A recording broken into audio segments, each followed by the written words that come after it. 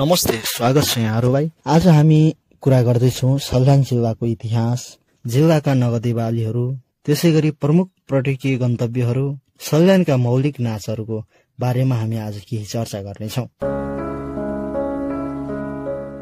22 राज्यभित्र पर्ने सल्यान जिल्लाको इतिहास लामो छ। यो साहित्य परिवारले राज्य गरेको स्वशान्त राज्य हो। 22 राज्य मध्ये सल्यान एक राज्य थियो। नेपालको एकीकरण अभियानमा पृथ्वीनारायण शाहसँग यहाँका राजा कृष्ण शाहको घनिष्ठ मित्रता थियो। विक्रम सम्वत 1823 माघ 25 मा सल्यानी युवराज रणभीम शाहसँग पृथ्वीनारायण शाहले आफ्नी छोरी विलास कुमारीलाई प्रणय सूत्रमा बाँधिदिए। छिल्ली बिजौरीदेखि पश्चिम दाङ क्षेत्र आफ्नो छोरीलाई कुशवीरता दिए। पृथ्वीनारायण शाह सल्यानलाई शक्तिशाली राज्य मान्दथे। पृथ्वीनारायण शाहको सल्यान प्रतिको नीति कायम राख्दै भीमसेन थापाले पाल्पा विजय गरेपछि विक्रम सम्वत 1869 भदौ 3 मा सल्यान जिल्ला विशाल नेपालमा एकीकरण भएको इतिहास छ। राणा कालमा सल्यान जिल्ला अन्तर्गत हालको रुकुम, रोल्पा र दाङ जिल्लाको अधिकतम माग पर्दथ्यो। यसको क्षेत्र निकै ठूलो थियो। सल्यानमा 5औं दर्जाको बडा हाकिमको दरबन्दी थियो। विक्रम सम्वत 2017 सालमा सल्यान राज्यलाई कर्णाली र भेरी र राप्ती अञ्चलमा विभाजित गरियो। यसको पूर्वी सीमा धौलागिरी र लुम्बिनी, दक्षिणी सीमा भारतको उत्तर प्रदेश, पश्चिमी सीमा भेरी अञ्चल र उत्तरी सीमा कर्णाली अञ्चल थिए। नेपाललाई 14 अञ्चल 75 जिल्लामा विभाजन गरेसँगै सल्यानको क्षेत्रफल खुम्चिन पुग्यो, जुन हाल सल्यान जिल्लाका रूपमा अवस्थित छ। जिल्लाका नगदी बालीहरू। अदुवा सल्यान जिल्लाको प्रमुख नगदे बाली हो। तरकारी, मसला र औषधिको रूपमा अदुवाको प्रयोग गरिन्छ। अदुवा खास गरी चैत र वैशाख महिनामा रोपिन्छ। सल्यानको अदुवाको सुठो नेपालमा मात्र नभएर विश्व बजारमा पनि प्रख्यात छ। सुन्तला, कागती। सल्यान जिल्ला सुन्तला, मौसम लगायत कागतीको राम्रो उत्पादन हुने जिल्ला हो। कागतीका लागि सल्यान जिल्ला नेपालकै अग्रणी जिल्ला मानिन्छ। यहाँको कागती दाङ, बुटौल, बाँके, सुर्खेत, काठमाडौँ लगायतका बजारमा खपत हुने गर्दछ। सल्लाको खोटो। सल्यान पहाडी जिल्ला भए पनि यो भित्री मधेस जस्तै बनोटमा रहेको छ।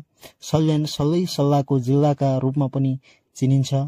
सल्यानको सल्लाका रुखबाट निस्कने खोटो यहाँको आम्दानीको महत्वपूर्ण स्रोत हो। सल्लाको खोटो औषधि, विभिन्न प्रकार गमहरू, अलकत्र लगायतका काममा प्रयोग हुन्छ।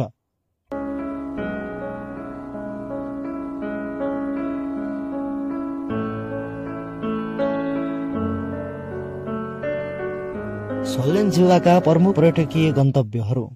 खैराबाङ देवी। सल्यान जिल्लाको सदरमुकामबाट 20 किलोमिटर टाढा रहेको खैराबाङ मन्दिर त्यस क्षेत्रको ठूलो शक्तिपीठ हो। 3 घण्टाको ठाडो उकालो हिँडेर पुगिने यो मन्दिरमा भुवनेश्वरी देवीको मूर्ति छ। यहाँ घट स्थापनादेखि पूर्णिमासम्म ठूलो मेला लाग्ने गर्दछ। यो जिल्लाको प्रसिद्ध धार्मिक एवं पर्यटकीय गन्तव्य रहेको छ। छत्तेश्वरी। नेपालमा सबै शक्तिपीठहरू मध्ये बलि नचढाइने एकमात्र शक्तिपीठ हो सल्यान छाया क्षेत्रको छत्तेश्वरी देवी। यहाँ अष्ट भैरवले पूजा आराधना गरेकाले कुनै पनि बलि दिइँदैन। सत्य युगमा महादेवले सती देवीको मृत शरीर बोकेर विश्व भ्रमण गर्दा देवीको अन्तिम अंग पतन भएको विश्वास गरिने छाया क्षेत्र सल्यानको महत्वपूर्ण धार्मिक पर्यटन गन्तव्य हो। छाया क्षेत्र मन्दिरमा शिवरात्रिको मेलामा ठूलो मेला लाग्ने गर्दछ। मन्दिर परिसरमा अहिले छत्तेश्वरी देवीको ठूलो मन्दिर पनि छ। कालिका भगवती। सल्यान जिल्लाको कोटमौलामा अवस्थित कालिका भगवती मन्दिर जिल्लाको अर्को महत्वपूर्ण सम्पदा हो। यहाँ बडा दशैंको फूलपाती र अष्टमीमा ठूलो मेला लाग्ने गर्दछ।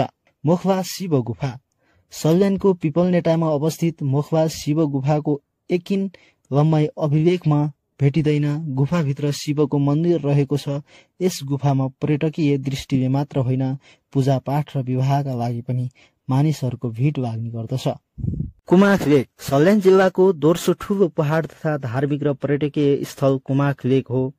समुद्री सतहदेखि यस पहाडको उचाइ 2537 मिटर रहेको छ। यस रमणीय पर्वतको टुप्पामा सिद्ध मन्दिर छ। यस मन्दिरमा प्रत्येक वर्षको विजयादशमीदेखि कोजागरत पूर्णिमासम्म पूजा हुने गर्दछ। कोजागरत पूर्णिमाको दिनसम्म सिद्ध मन्दिरमा सल्यान जिल्लाकै सबैभन्दा ठूलो मेला लाग्ने गर्दछ। सल्यानका मौलिक नाचहरू। झ्याउरे नाच। झ्याउरे नाच सल्यान जिल्लाको प्रमुख नाच हो। यो नाच जिल्लाको सबै विभागमा नाचिन्छ। विवाह, शुभ कार्य लगायतका विभिन्न धार्मिक र सांस्कृतिक पर्व एवं विभिन्न खुसियालीपूर्ण समारोहमा यो नाच नाचिन्छ। मारुनी नाच। मारुनी सल्यान जिल्लाको परम्परागत नाच हो। पुरुषलाई महिलाको कपडा पहिराएर मारुनी बनाएर मादलको तालमा पुराना पौराणिक कथाहरूमा आधारित गीतहरू गाएर नाचिने यो नाच नेपालका मगर, गुरुङ, तामाङ, लिम्बू जातिको मुख्य संस्कृति रहे पनि सल्यानमा सबै जातिको साझा नाच मानिन्छ। टप्पा गीत र नाच। टप्पा सल्यान जिल्लाको प्राचीन संस्कृति हो।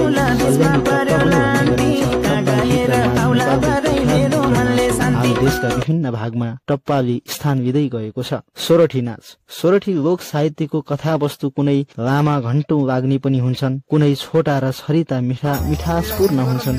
सोरठी गीतहरू शालीन तर रसयुक्त हुन्छ। यसमा उठारीको भावना पाइँदैन। यसलाई संस्कृतिको जननी पनि भन्न सकिन्छ। लाखे नाच। लाखेको मुखुण्डो पहिरिएर गरिने परम्परागत नृत्य हो लाखे नाच। लाखेलाई कंसको अवतारका रूपमा लिइन्छ। कृष्णले कंसमाथि विजय प्राप्त गरेको इतिहाससँग यो नाच जोडिएको छ। यो नाच नेवारी र अन्य समुदायमा पनि उत्तिकै पर्याप्त छ।